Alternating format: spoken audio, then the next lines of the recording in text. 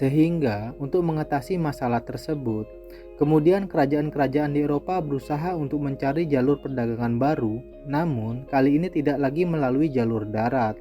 Maka lautlah yang menjadi pilihan bangsa barat untuk menumbuhkan sumber rempah-rempahnya sendiri.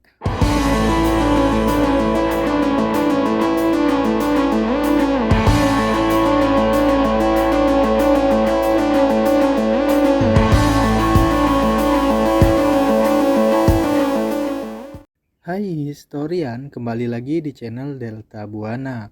Apa kabarnya nih? Semoga selalu sehat ya.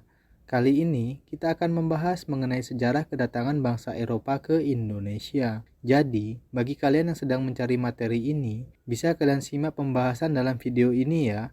Dan materi lainnya dapat kalian temukan di playlist materi SMA dan pembahasan soal. Karena nantinya akan ada banyak pembahasan terkait lainnya. Sebelum merasakan kemerdekaan seperti sekarang ini, nenek moyang bangsa Indonesia dahulu pernah hidup di bawah kuasa dari bangsa Eropa. Walaupun tujuan awal dari kedatangan bangsa Eropa ke tanah air adalah untuk berdagang dan mencari sumber rempah-rempah, namun nyatanya mereka malah ingin menguasai dan mengambil alih kekayaan alam yang ada di Indonesia dengan cara yang sangat kejam. Karena pada saat itu, rempah-rempah merupakan komoditi yang sangat dibutuhkan oleh bangsa Eropa, sehingga berbagai macam cara mereka lakukan untuk mencari dan menguasai sumber rempah-rempah yang sangat berharga tersebut.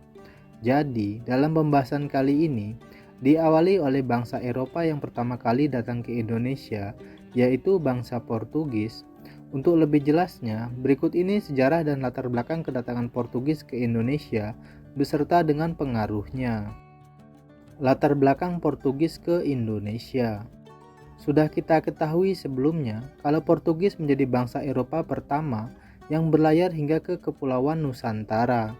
Saat itu, kedatangan mereka dipimpin oleh Alfonso de Albuquerque yang memimpin sekitar 18 kapal dan mengangkut sekitar 1.200 orang. Tujuan utama dalam pelayaran ini adalah mencari sumber rempah-rempah yang saat itu sangat dibutuhkan oleh bangsa Eropa. Tak heran jika nantinya juga diikuti oleh bangsa Eropa lainnya, termasuk Belanda, Prancis, dan juga Inggris. Selain itu, karena jatuhnya Konstantinopel pada tahun 1453 dari Kekaisaran Bizantium atau Romawi Timur ke Kesultanan Turki Utsmani di bawah pimpinan dari Sultan Mehmed II. Penaklukan Konstantinopel yang sekarang menjadi Istanbul ini membuat putusnya jalur perdagangan antara Asia dan juga Eropa saat itu. Sehingga untuk mengatasi masalah tersebut, kemudian kerajaan-kerajaan di Eropa berusaha untuk mencari jalur perdagangan baru, namun kali ini tidak lagi melalui jalur darat. Maka lautlah yang menjadi pilihan bangsa barat untuk menumbuhkan sumber rempah-rempahnya sendiri. Bangsa Portugis dan Spanyol menjadi yang pertama melakukan penjelajahan tersebut.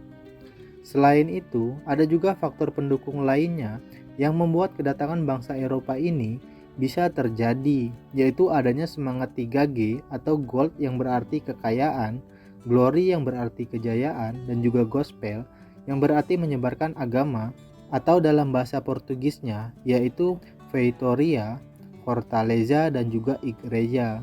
Kemudian, dengan perkembangan teknologi dan juga sains di Eropa yang pada saat itu sedang berkembang pesat, membuat keinginan untuk menjelajah semakin kuat. Selain itu, mereka juga ditunjang oleh berkembangnya teknologi pelayaran seperti ditemukannya kompas, meriam, dan juga berbagai macam alat pendukung lainnya. Bahkan, kemajuan dari armada laut Portugis tersebut didukung dengan adanya sekolah navigasi yang didirikan oleh Henry dengan julukan The Navigator, dan sekolah tersebut mengajarkan tentang kartografi bagi para pelaut Portugis. Yang kedua, mendaratnya Portugis di Indonesia. Setelah beberapa kali melakukan ekspedisi dan juga pelayaran yang sangat jauh untuk mencari sumber rempah-rempah sendiri, akhirnya bangsa Portugis sampai ke Indonesia dan mendarat pertama kali pada tahun 1511 di bawah pimpinan dari Alfonso de Albuquerque yang tiba di wilayah Malaka. Hal ini juga disebutkan dalam buku Suma Oriental yang ditulis oleh pegawai Portugis yaitu Tom Pires, yang menyebutkan kalau tidak ada pusat perdagangan yang lebih besar dari Malaka saat itu.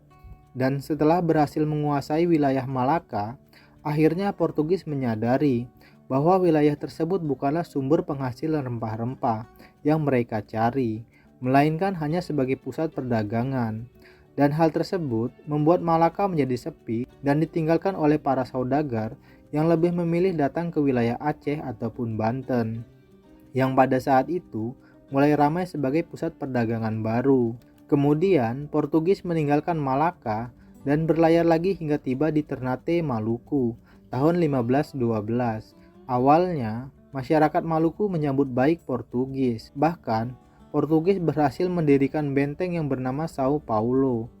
Namun tentu saja benteng tersebut harus dibayar mahal dengan perjanjian monopoli perdagangan rempah-rempah. Akibatnya, perjanjian tersebut menimbulkan kesengsaraan bagi rakyat Ternate. Selain tidak boleh menjual rempah-rempah dengan harga bebas, mereka juga membelinya dengan harga yang sangat murah. Bahkan, pihak Portugis juga berusaha menyebarkan paham gospel serta turut campur dalam urusan internal kerajaan saat itu. Akibatnya, terjadilah perlawanan dari rakyat Ternate yang menjadi perlawanan yang berlarut-larut dan dapat disimpulkan sebagai berikut. Yang ketiga, kemunduran bangsa Portugis di Indonesia. Akibat perlawanan yang tiada henti, terutama dari Sultan Babulo yang meneruskan perlawanan dari Sultan Hairun, melakukan perlawanan selama kurang lebih 5 tahun, yaitu pada tahun 1570 hingga 1575. Dari perlawanan ini, kemudian membuat Portugis harus angkat kaki dari wilayah Ternate dan terusir ke Tidore, kemudian ke wilayah Ambon. Kondisi tersebut kemudian dimanfaatkan oleh pihak Belanda atau VOC yang saat itu tengah menjajakan kakinya di wilayah Maluku. Dan pada tahun 1605, Belanda kemudian juga berhasil memaksa Portugis untuk menyerahkan pertahanannya di wilayah Ambon. Dan sejak saat itulah, kekuasaan Portugis mulai tergantikan dengan datangnya Belanda. Berikut ini adalah beberapa perlawanan terhadap bangsa Portugis yang telah dilakukan di beberapa daerah. Yang keempat, pengaruh Portugis di Indonesia. Portugis sebagai bangsa yang pernah menjajah berbagai daerah di Indonesia sejak tahun 1512 hingga 1641 Masehi tentu memiliki pengaruh tersendiri bagi bangsa Indonesia. Di antaranya yaitu sebagai berikut. Kemudian, inilah beberapa tokoh Portugis yang terkenal, yaitu Bartolomeus Dias, Vasco da Gama, dan juga Alfonso de Albuquerque. Nah, jadi itulah tadi sejarah mengenai penjajahan bangsa Portugis di Indonesia. Semoga informasi ini bisa bermanfaat ya. Sampai jumpa di pembahasan selanjutnya. Salam jas merah.